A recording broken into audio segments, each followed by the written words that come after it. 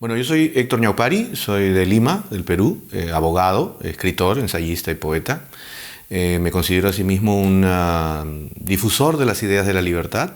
Fui fundador del Círculo de Estudios Ludwig von Mises en la Universidad de San Marcos. Luego presido el Instituto de Estudios de la Acción Humana, un think tank pequeño dedicado a la defensa de las ideas de la libertad y su promoción.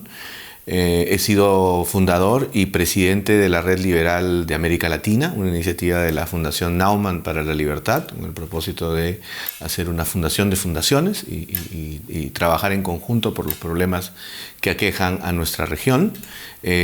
También, obviamente, he publicado algunos libros, algunos de ellos libros de ensayos, publicados por Unión Editorial, como Sentido Liberal, el Sendero Urgente de la Libertad y Liberalismo es Libertad, entre otras publicaciones.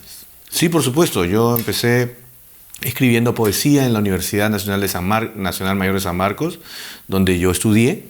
Integré el movimiento cultural Neón, que fue un movimiento integrado por diversos estudiantes de distintas universidades, algunos de nosotros nucleados en dicha universidad en la década del 90. Fuimos un grupo poético que promovió y fue animador de diversos eventos culturales, diversos recitales de poesía en esos años, con gran participación de jóvenes, y allí entre ellos destacan Leo Celada, que es un gran animador cultural aquí en Madrid, entre otros poetas, Miguel Ildefonso, quizás el poeta peruano más premiado en los últimos 25 años en la historia contemporánea de la literatura en el Perú, Pablo de Lima, que es un destacado profesor en el posgrado de literatura de San Marcos, entre otros, ¿no?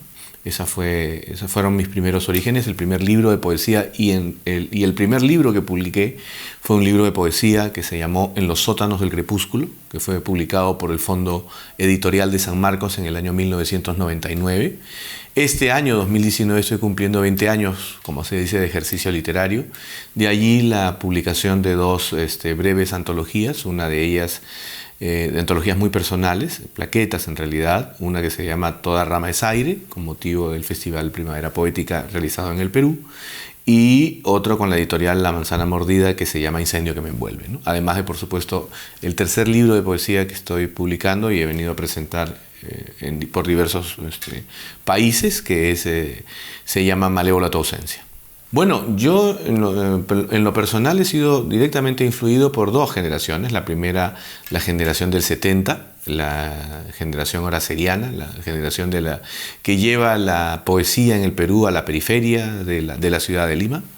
Entre ellos están dos poetas muy notables, que son Enrique Verástegui, Juan Ramírez Ruiz, Jorge Pimentel. Ellos beben de la influencia de los beatniks, de los poetas norteamericanos, y también, sobre todo en esta última etapa de mi vida, por la generación inmediatamente anterior, que es la generación del 60, la generación que lleva a su vez la apreciación del poeta como observador participante del lenguaje coloquial.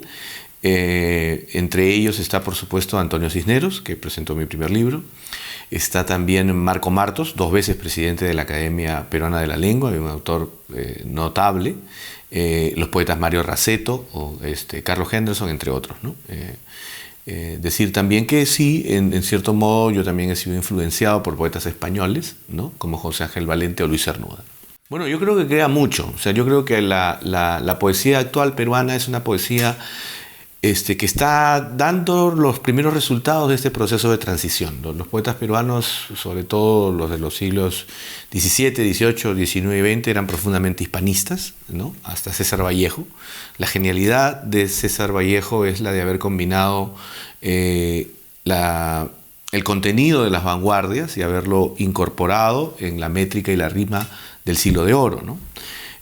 No obstante, y eso prosiguió en las décadas inmediatamente anteriores, la década del 40, en la década del 50, hasta la década del 60, que hay una suerte de introducción a la poesía inglesa, ¿no? Esto lo hace fundamentalmente Antonio Cisneros, y ese proceso ha continuado sobre todo en el caso de la anglopoesía, con la poética norteamericana de los Beatniks en los años 70 y posteriores, ¿no? O sea, ahora hay un proceso de una suerte de mistura entre este hispanismo y esta anglopoesía que está dando muy buenos resultados a nivel poético, ¿no? En el Perú.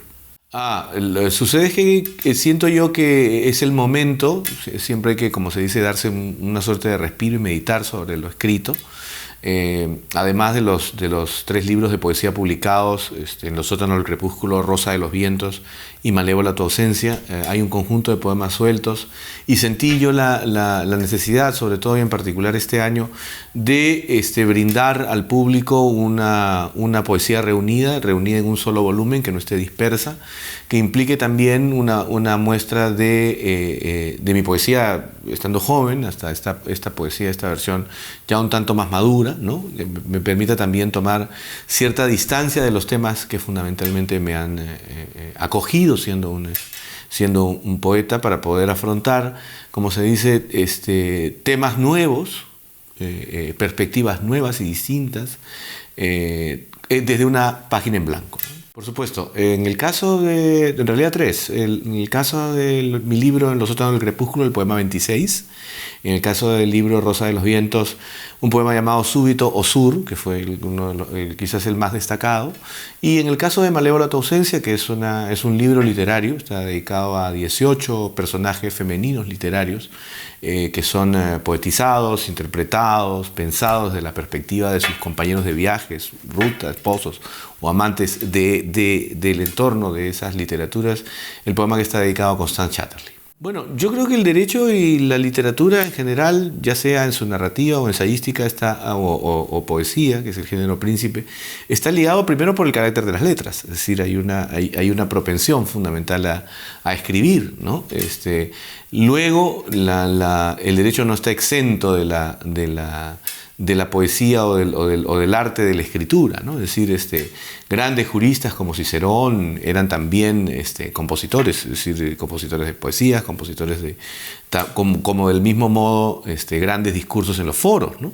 Entonces, no hay manera, o sea, sí hay más de un punto de conexión entre lo que es el derecho, su capacidad analítica e interpretativa, porque finalmente también de lo que estamos hablando es de un conjunto, en el caso del derecho, de sentimientos que están imbricados en los casos, como del sentimiento que puede estar también subyacente en una sociedad al momento de que quiere transitar de ser una sociedad donde no esté primando el abuso y la arbitrariedad, hacia una sociedad de naturaleza constitucional, donde el gobierno esté limitado y no se produzca ni la arbitrariedad ni el abuso de poder. O sea, yo sí creo, y se promuevan fundamentalmente las libertades, es decir, yo creo finalmente que en eso hay más puntos de conexión, que nada carece de significado, que todo tiene un punto de contacto, ¿no? Desde el punto de vista de las diversas formas de escribir, ¿no? Que desde luego en el caso de la poesía, efectivamente hablamos de emociones, de pasiones, de otro tipo de continentes, ¿no?